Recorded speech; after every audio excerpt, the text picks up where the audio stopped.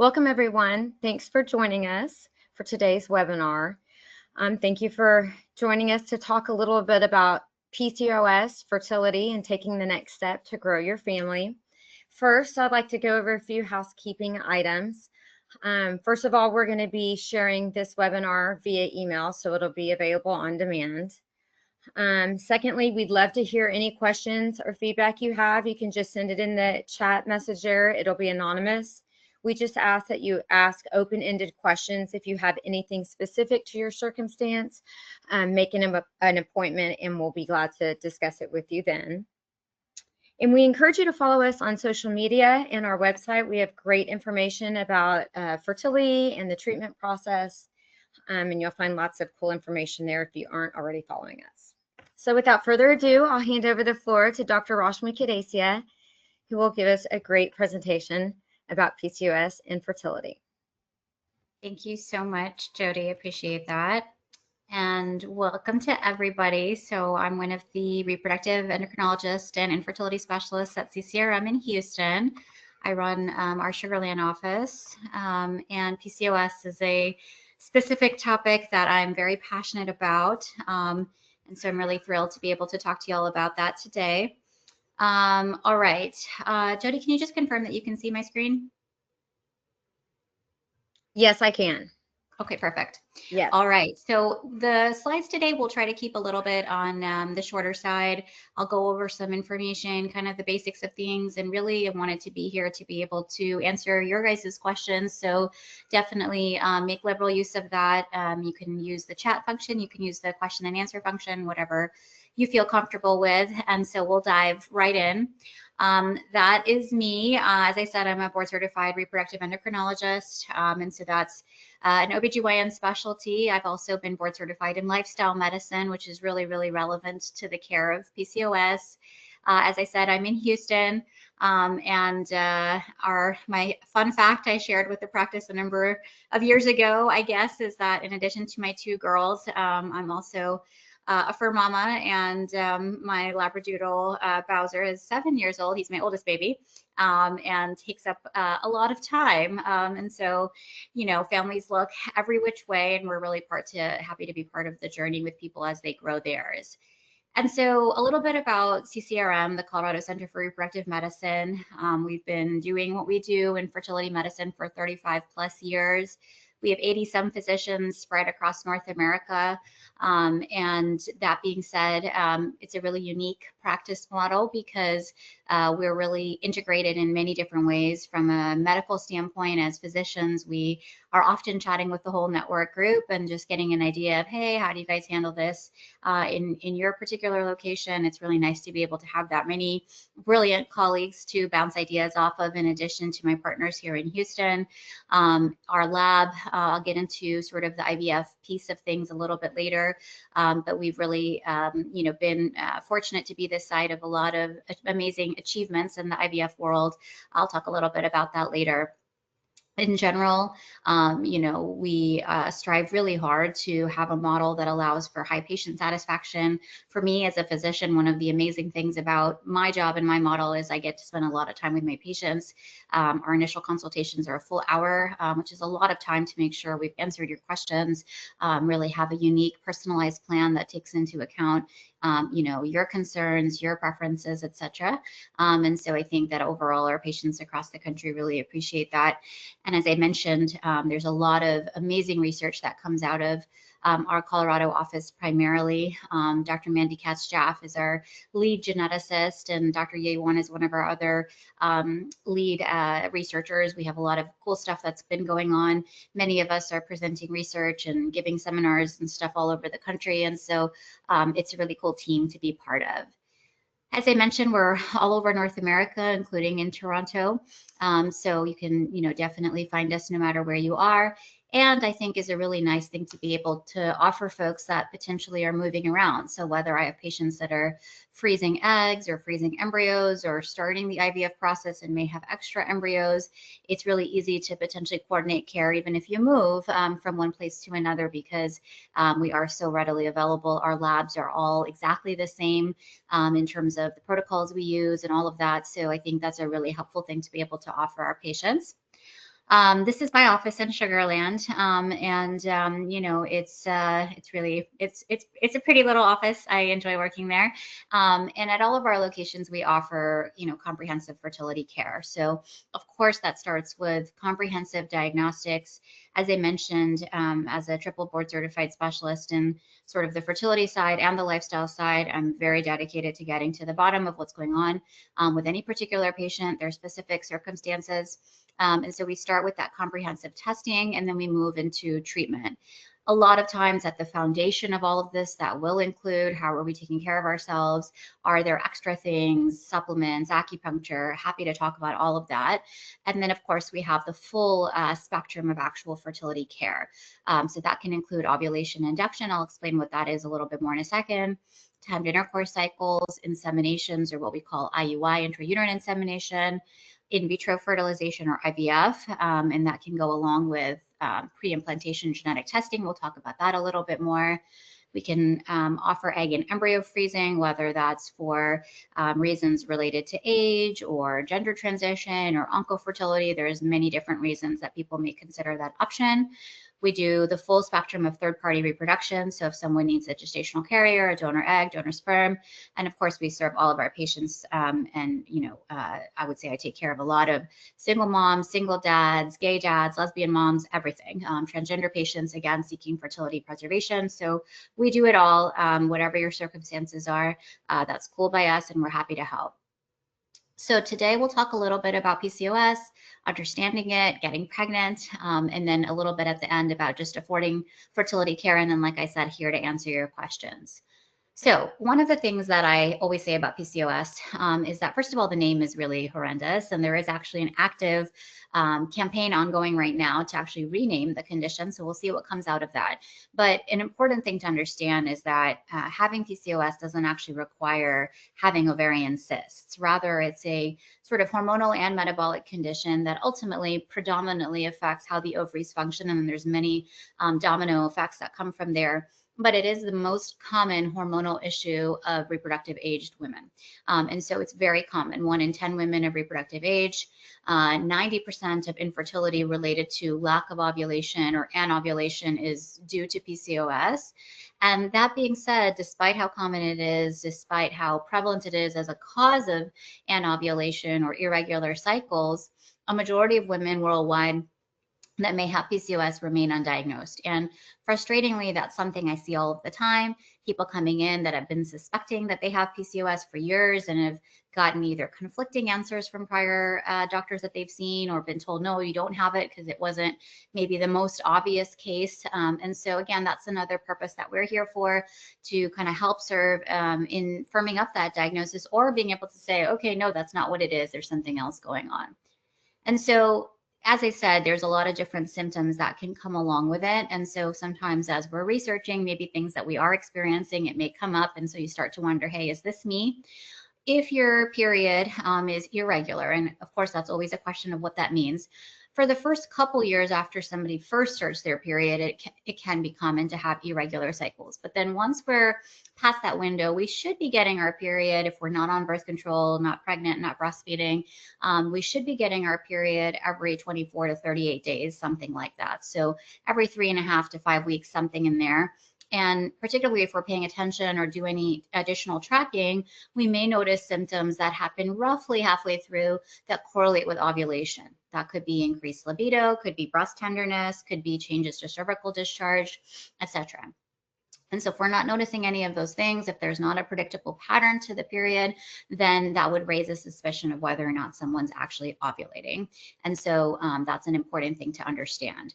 If your period is regulated while you're on the birth control, then that doesn't tell us anything about what's happening off of birth control. On birth control, you're basically going to get a period whenever you stop those pills, and that's not caused by ovulation. And so that's a really important distinction. Because of the metabolic component of PCOS, basically oftentimes women develop what's called insulin resistance. Insulin is the hormone that deals with any sugar or carbs that we consume. And so if we have difficulty metabolizing that, then that can turn into a risk factor for developing prediabetes, diabetes during pregnancy, type 2 diabetes, and can be a factor in terms of weight gain, whether that's meaning that we're gaining weight a little bit rapidly, having difficulty losing it, both. That can definitely be an issue. Other symptoms that relate to hormone imbalance can be feeling like you're getting extra facial or body hair, especially thicker hair. So if you're getting more like jaw or sideburn hair, hair between the breasts or in the tummy area, that's that thicker, darker hair, that can definitely be part of that. And that's typically caused by an elevation in the androgen hormones like testosterone and other similar hormones. And so if those get above a certain level, that can create a lot of symptoms. Can also cause acne, can cause hair loss from the scalp. So there's a variety of things that we might see in that category.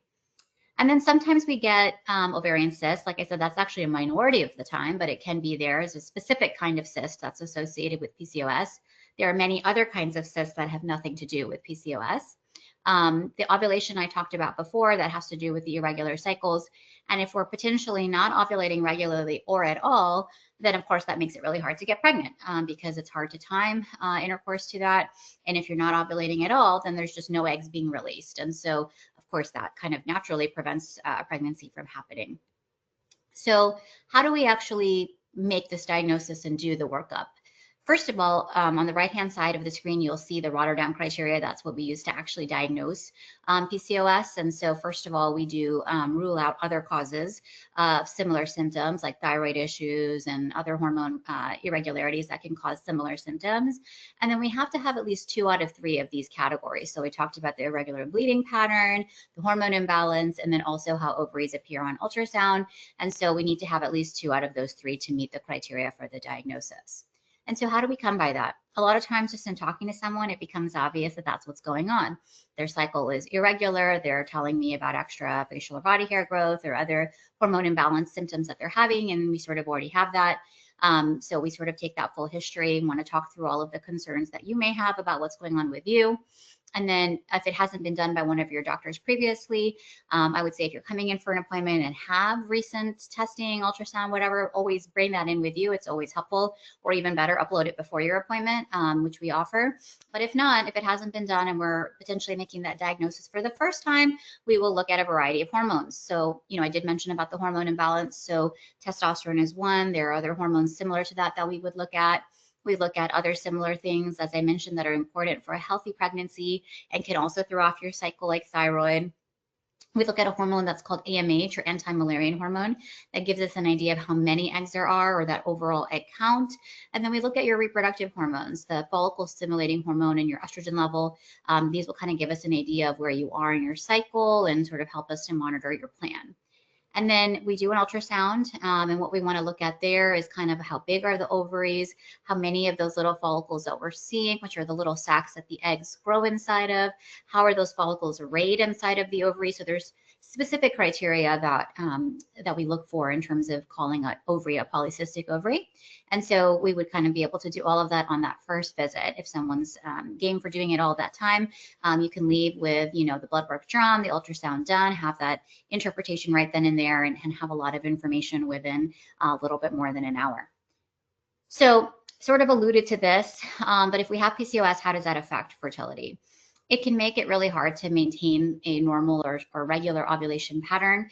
And so as a result of that, even if someone is ovulating sporadically, that's really hard to time intercourse to that. It reduces the chances that the sperm will be there at the right time, and so reduces the chances of pregnancy.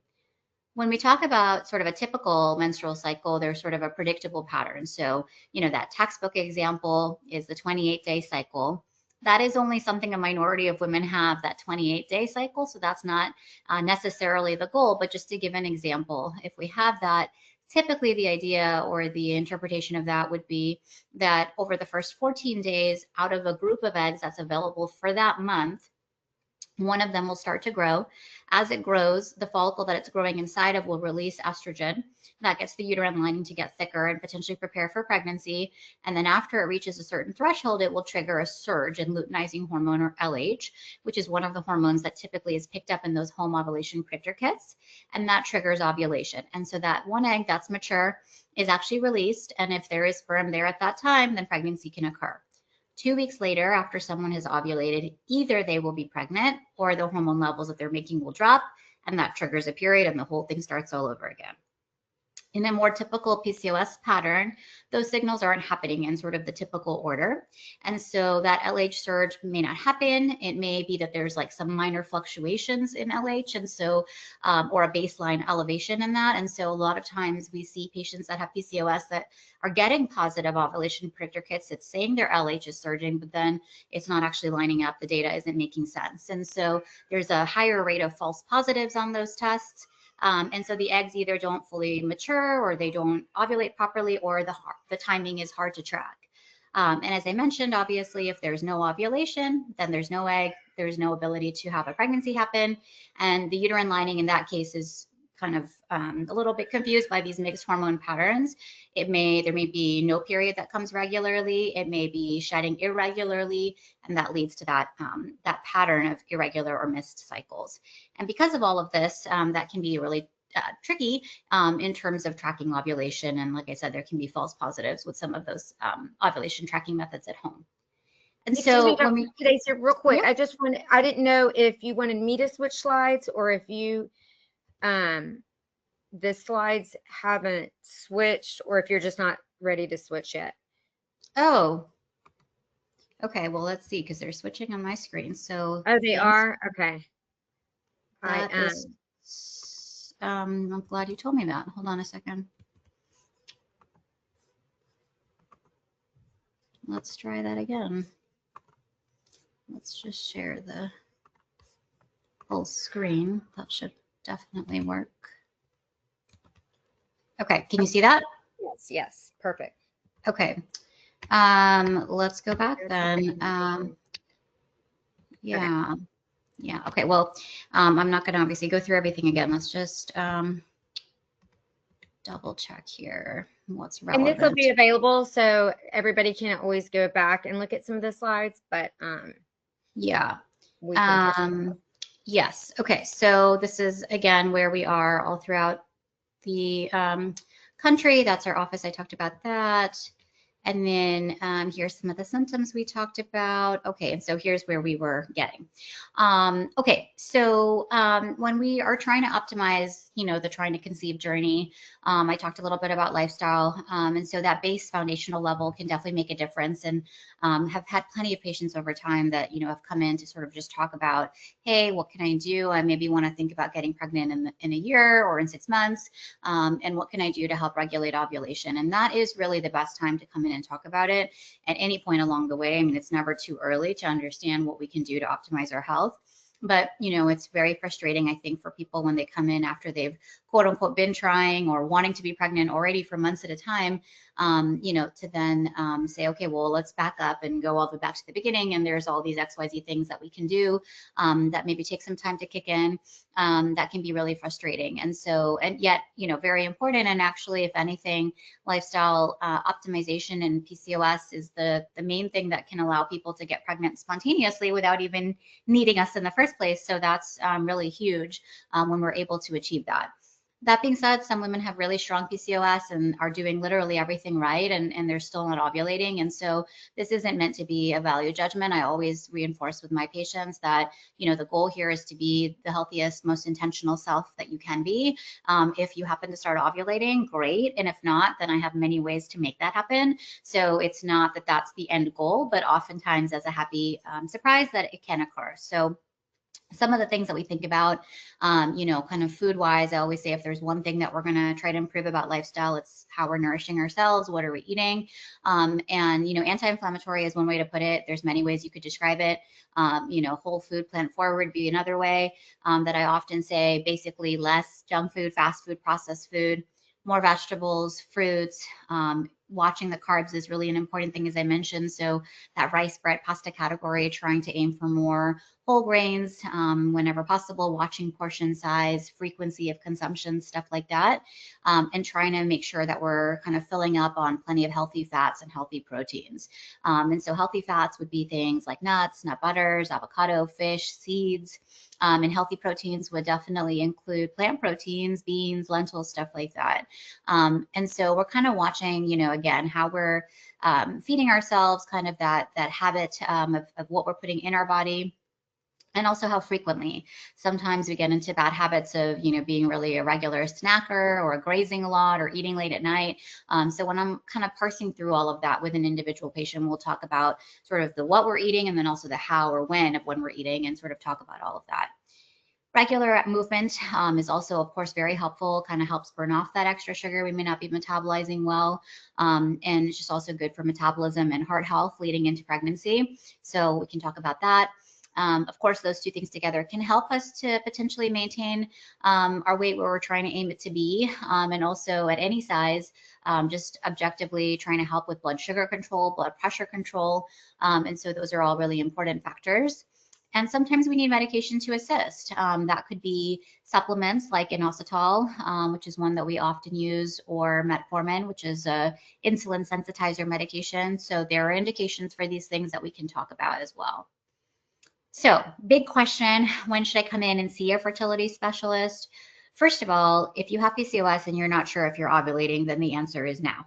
We can definitely figure out, are you ovulating? And you know, what we could do to optimize that if not. But if you think you've got that part under control and your cycle's kind of regular, you think you are ovulating and maybe tracking that, and it's still not happening, then if the female partner is under 35, you can give it up to a year. If we're over 35, after 6 months, and if we're 40 plus, then maybe even sooner, just so that we're not wasting time. Not to say at these timelines that a spontaneous pregnancy can't happen after those, but would definitely be a time where it's fair to come in and say, hey, is there anything else that's acting as a barrier that I should be aware of? So at that point, as I said, we talked about sort of the foundational lifestyle modifications that we sometimes will cover and offer and kind of go through and come up with a plan. And then, you know, there are, as I said, it's a whole spectrum of options. And many patients, especially those that are younger, are totally able to get pregnant with what we would call like our lower tech options. And so it's oftentimes the goal to start there. And so again, coming in to see a fertility specialist doesn't mean you're necessarily going to have to do IVF, but it's just a more monitored approach to your basic fertility care as well. So we may start with something as simple as just inducing ovulation. So if we're looking and someone is in their 20s, early 30s, and there's a great number of eggs, but they're just not growing regularly or at all, then we would typically use oral medication. So like pills, typically letrozole to start off with, but clomiphene is another alternative, which are pills that are taken for 5 days. We watch with ultrasound so that we can observe if there's actually an egg growing. At that point, we're sort of tracking for ovulation. So someone doesn't necessarily have to be doing it at home, which is oftentimes a big relief for people. And so then we would monitor with ultrasound. And once we see there is something growing, we trigger the ovulation. And then either just time intercourse to that, or we could bring somebody in for an IUI, which is like a quick 30-second procedure where we help that sperm get directly into the uterus. If necessary, we can also do IVF or in vitro fertilization, which is our most advanced option, where we basically try to grow a whole cohort of eggs using injection medications for 8 to 10 days, monitoring a little bit more frequently during all of that time with blood work and ultrasound. And then at the end of that, doing an egg retrieval procedure under IV sedation. That is a vaginal procedure, no incisions. We go in while you're asleep, get all of those eggs out, fertilize the eggs and the sperm together in the lab, and then grow out those embryos. From there, if we choose to do so, we can also test those embryos. That's what's called PGT testing, or pre-implantation genetic testing, to actually find out which of those embryos are genetically normal. And so that's very important the older we get. In our laboratory at about 38 is where half of the embryos typically would come back normal. So that's kind of our break-even point, 50-50. By let's say 40, about a third of embryos will come back normal, and then it only goes down from there. And so one of the misconceptions is that, oh, if I have a good number of eggs, then great, I can get pregnant even later on into life. And that's not always the case, because we may have more eggs than usual if someone has a high egg count or PCOS, but the chances of those eggs to have picked up genetic issues along the way is purely based off of age. And so that's a really important piece of information.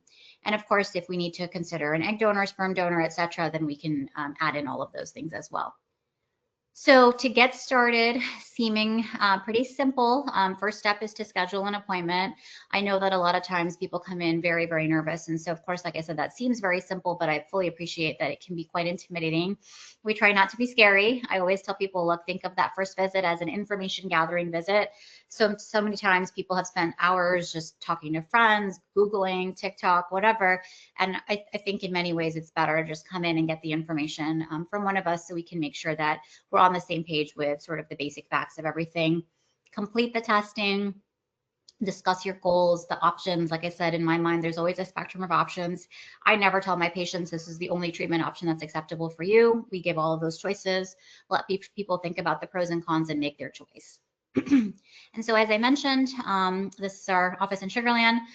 During that initial consultation, we'll talk about your history, we'll review any prior testing you've done, discuss next steps, make sure that treatment plan is really personalized based off of what you want to do. For some people, it's okay, I want to be really gradual and incremental and focus a lot on just health and general wellness. For other people, they want to start IVF ASAP and everywhere in between. So wherever you are at mentally, we're happy to support you in building your family. Now, of course, one of the most frustrating parts of my job is, sort of the realities around affording care and access to care. And that is one of the reasons we know that sometimes people delay in coming in because they're afraid that they're not going to be able to afford the treatment that they need. And I will say that by being one of our patients at the initial visit, you will have the opportunity right then and there to sit down with a financial counselor who will go through your insurance, your benefits, what's covered, what the full price tag would be of any potential treatment options you're considering. So again, when I say that first visit is information gathering, that's part of the information is sort of that potential price tag. And so we would explain all of that. If financing is something that's required, obviously we always start with insurance coverage, and then there can be different discount programs, refund programs, financing partners that we offer. And so the finance team can kind of go through a lot of that reality. We do partner with Future Family, which is a company that offers, IVF and fertility treatment related financing. They offer a bunch of different plans. And again, your financial counselor is really the expert on that. But, some of the key things that I think are really cool about Future Family, that they do have a dedicated fertility nurse to kind of help with the journey, just another person to bounce ideas off of. They do monthly payments and low interest rates and all kinds of stuff like that. So I think it's a really awesome option. We're very proud to offer our patients, and you can get that information at that initial visit as well.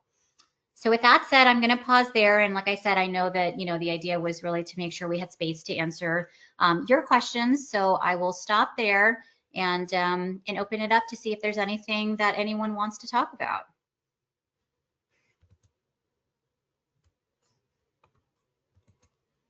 Let me pop back over here. Okay, great.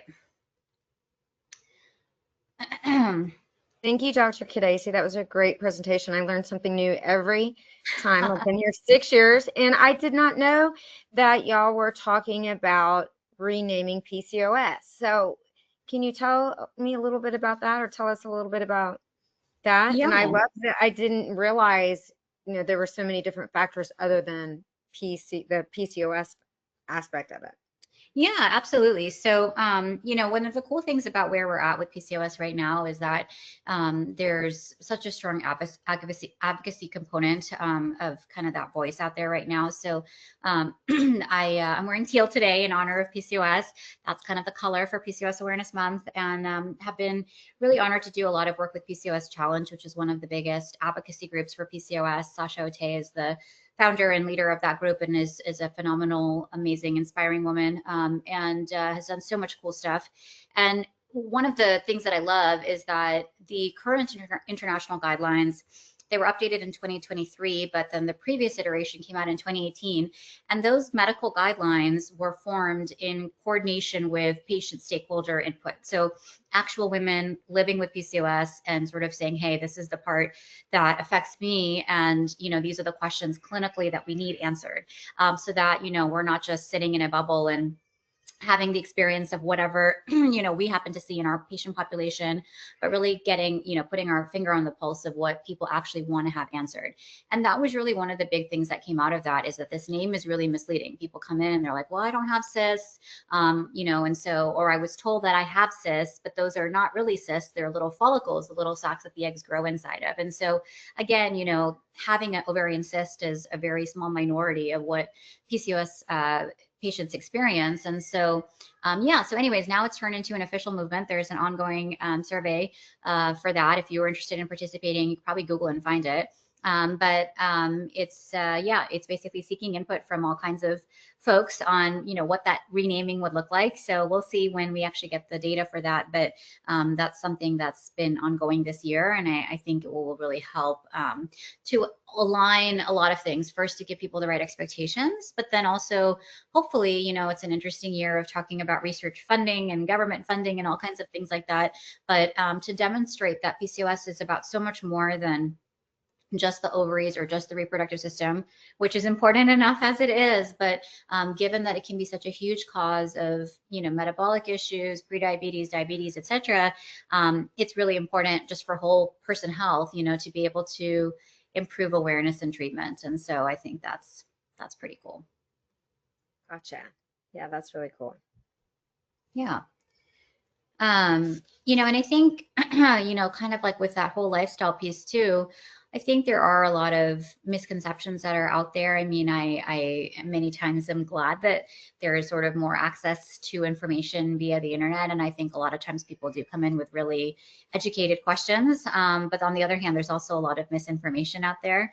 And so, I think there's a lot of things that people ask, about specific eating patterns, or exercise patterns and things like that. And so, I think while we're, potentially seeing if anyone has any specific questions, I'm happy to talk a little bit more about that. I think that a lot of times, I was mentioning before, people will ask about, different, let's call them food fads or trends or whatever. And I think, there actually are some that can be helpful, but the difficult thing about most conditions, but including PCOS, is that I always tell people it turns out that there's no one uniform way to treat, in terms of giving a prescription for just eat exactly this, because we're all different people. We have different things we like, and having, sort of a plan that is specific and something that makes someone happy, is really important. Like, I'm not trying to assign someone a negative relationship with food. I always tell people, ultimately, if I could just snap my fingers and wish it,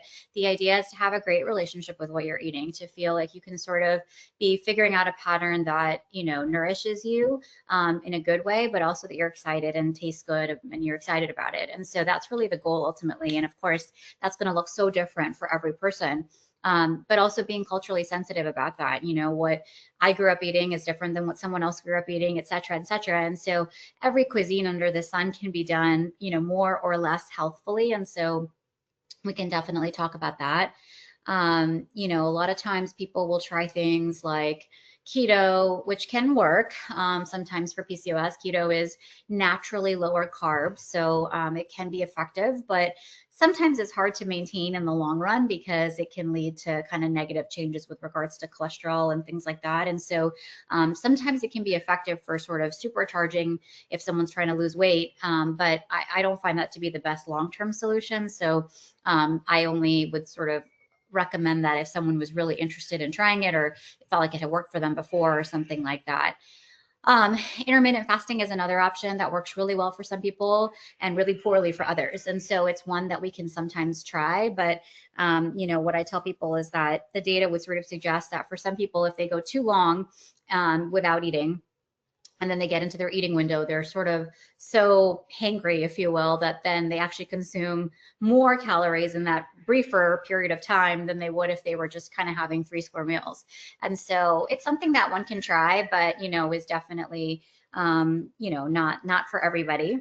And then, from the exercise perspective, the biggest misconception that I see is the idea that, people with PCOS should not work out, or they shouldn't work out too intensely, and that's too stressful on the body. And that's a really interesting one, because the idea of that is that some women with PCOS have overactive hormone production from the adrenal glands, which are the little glands that sit on top of the kidney, and they respond to stress, physical stress and mental stress. And so the idea is that for some people, if they work out too hard, that they may drive those hormone levels up further and actually worsen their hormone imbalance.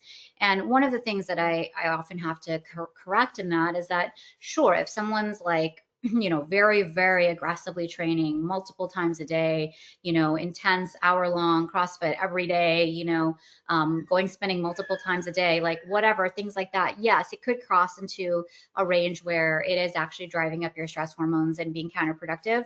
But most of us aren't doing that much exercise. And so, it's usually a matter of getting a little bit more movement, into a range that actually works. And also knowing that, intensity isn't everything, a more moderate impact exercise, if it's, a yoga or Pilates or bar, can be just as good as something that's more cardio heavy. So again, we can sort of dive into those nitty gritty questions with someone if they are struggling with figuring out what works for them. But, getting that movement is definitely really important for all of us, and pregnancy, especially if that's the goal, is a huge strain on the heart. I think, one interesting thing is that when we get pregnant pretty quickly, our blood volume expands by a third. And so there's just so much more fluid going through our blood vessels. And so our heart has to be capable of keeping up with that. And so a lot of times where we see problems with blood pressure, heart issues during pregnancy, all have to do with that starting level of heart fitness. And so it is, it's super, super important. And, and then I always tell people after that kiddo's born and now you're, chasing after them and doing all the things as a mom, you also need, that baseline level of fitness to be able to do it, after we get that dream. I know, how that is. And so, I think it's really just important to figure out how to prioritize taking care of ourselves, whatever we have, if we have something like PCOS or not. But that's important for all of my fertility patients, is figuring out how to optimize those outcomes by taking care of yourself, and learning how to do that, before the pregnancy starts, because it only gets harder after that. Gotcha. I have a question. It says, how do people with PCOS typically respond to a human growth hormone during IVF cycle? Yeah, so human growth hormone, I will say, in IVF, it's a pretty specific question. So the idea around growth hormone is that it's another hormone that's released by the pituitary gland in the brain, which releases the same hormones that drive follicle growth. And so there is some evidence, mixed data, that would support the notion that growth hormone during IVF can help with egg or embryo development or quality. And so sometimes we will add it.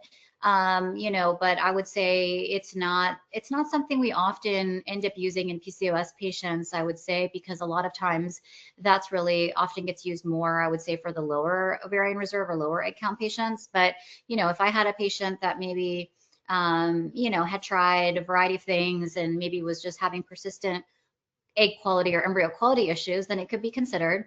The data is definitely mixed, and it's another expensive injection medication. So I don't, advocate for it to be used regularly. And we've actually discussed that as a network. So I know that, again, among my, 80-something colleagues, most of us feel pretty similarly about that. It's usually not in a default protocol, but it's definitely an add-on that we could discuss if someone wanted to try it. Okay. That's the only question I see so far. Anybody else have any questions?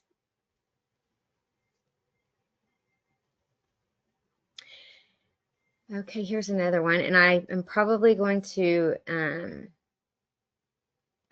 mispronounce one of these. It says, does inositol and metformin work in the same way for women with PCOS? So great question. And long story short, the answer would be no. So you could take both together if that was, sort of the idea. Metformin is an insulin sensitizer. So basically the idea is that, it doesn't do much by itself, but in conjunction with the lifestyle modifications that I was talking about, kind of watching how you're eating, getting some more movement, we can see that it can drive sugar levels in the right direction. It can also help with a modest amount of weight loss if that were someone's goal. And then also there's some interesting data that even in the context of IVF, we could see some improvement in embryo quality with metformin. So there is a variety of things that are associated with it. It is also a drug that sometimes gives people GI side effects. And so it is something that I have a lot of patients that don't necessarily tolerate a full dose of metformin or any dose of metformin. And so it's really nice to have the backup of inositol. Typically is recommended as a combination of myo and D-chiroinositol. So those are just two different forms of that particular chemical. So it's kind of like a herbal supplement essentially. And so yeah, that's, you know, not something that typically gives people a lot of side effects. I would say the number of people that have come back and told me that they had side effects from inositol is very, very low. And so that's kind of a huge advantage to it. The data is a little bit more mixed on, you know, sort of the effectiveness of it, but I always think it's a fair thing to try, you know, because if nothing else, it may also help somebody sensitize their response to medication. And so sometimes people will come in and say, hey, I've been on inositol for months and I'm still not ovulating, and, you know, should I bother to continue it? And I'll say, look, if you really don't want to take it, that's fine. But if you are okay to continue it, then the notion would be that, you know, it may help keep your sugar levels under control. And in addition to actual ovulation induction medication, it may help us get a response. So, so we often will keep, you know, keep that or start that if someone's not tried that before. And so that's definitely a great option to have. Like most things, it doesn't kick in right away. I would say I would definitely give it at least a couple months before sort of assessing whether anything is changing or not. And so I think that's something to be aware of. And then another thing about metformin, you know, a lot of times people get prescribed metformin by like their OBGYN or their primary care doctor, and are just like, hey, take this, you know, it'll help with your PCOS.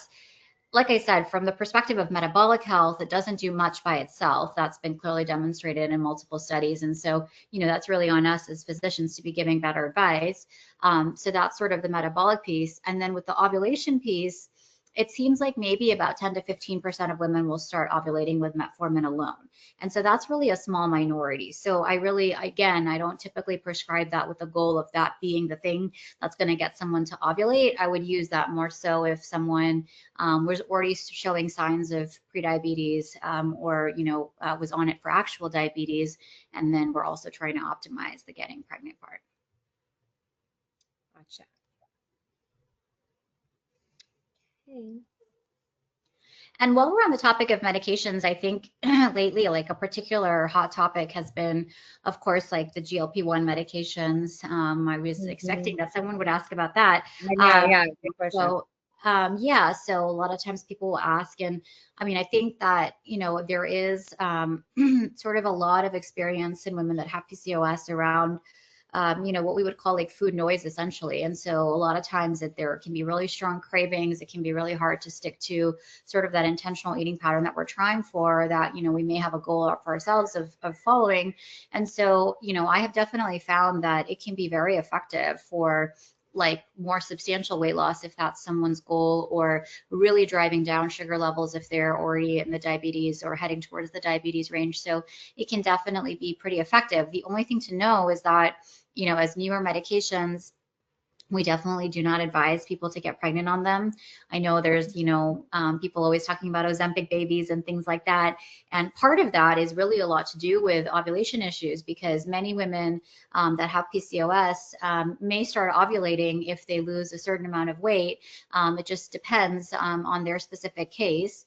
Some people, you know, they could gain or lose 100 pounds and their cycle will still be clockwork, or it will stay irregular. So it's not really 100% about weight per se, but for a lot of women, there is a connection there. And so sometimes it can happen that people have not been getting pregnant, assume that they're not going to get pregnant, and then start that medication and poof, you know, they get pregnant before they realize it. And that's particularly dangerous because in those instances, you don't necessarily realize when you've missed your period.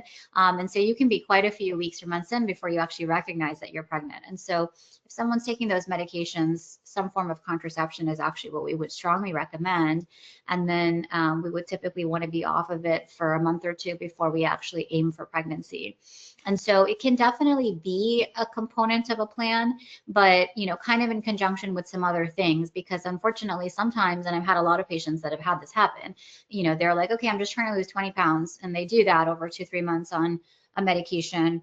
And then they're coming off of it for a month or two or whatever before they start treatment, and then they gain 15 back, you know? And so then it's like, okay, we just spent 5 months doing all of that, which is, you know, a lot of time when you really want to be pregnant, for a net, you know, loss of 5 pounds, probably, you know, may not have been worth it. So I think it's always a conversation that I'm happy to have.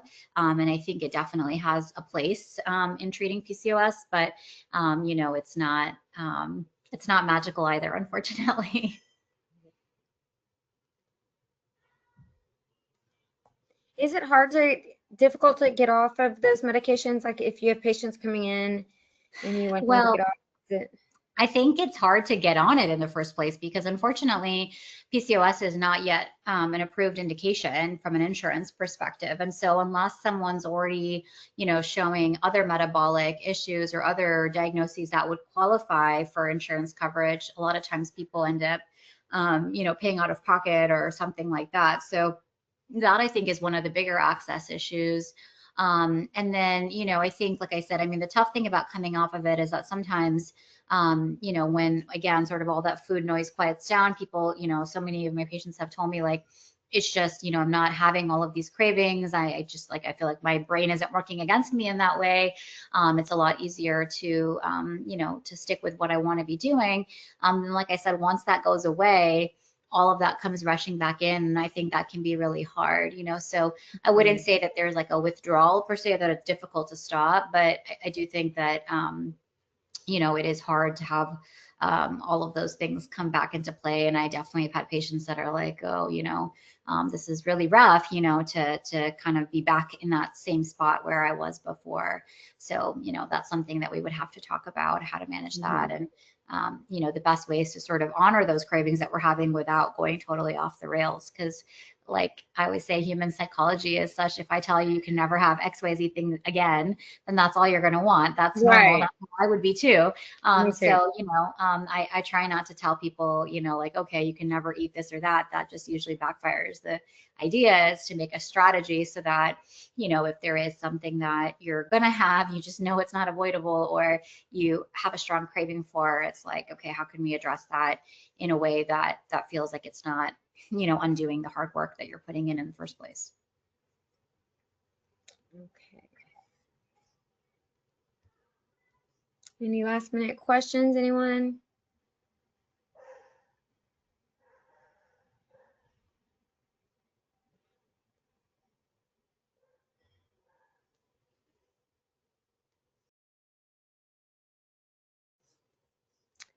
Okay, I guess unless anybody has any more questions, please feel free. We have a few minutes, but again, you will be receiving a copy of this webinar on your email. Feel free to call for a consultation. Patients love Dr. Kudesia. I hear so many compliments, yes, about how wonderful her care is. So please feel free to reach out however you'd like. Either give us a call through the website, email, however you would like. So we really appreciate you joining us tonight. Thank you so much, Jody. And yeah, we're definitely here for questions. So I definitely appreciate everyone's attention, whether you're watching this live or on replay. And we're definitely here and happy to help.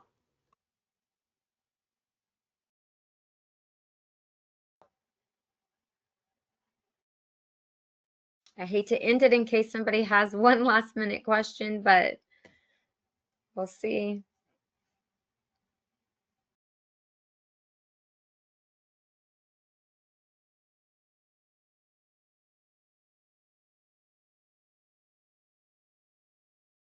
I think we're probably safe at this point. I think so too. Thank you again. Great presentation, Dr. Kudesia. All right.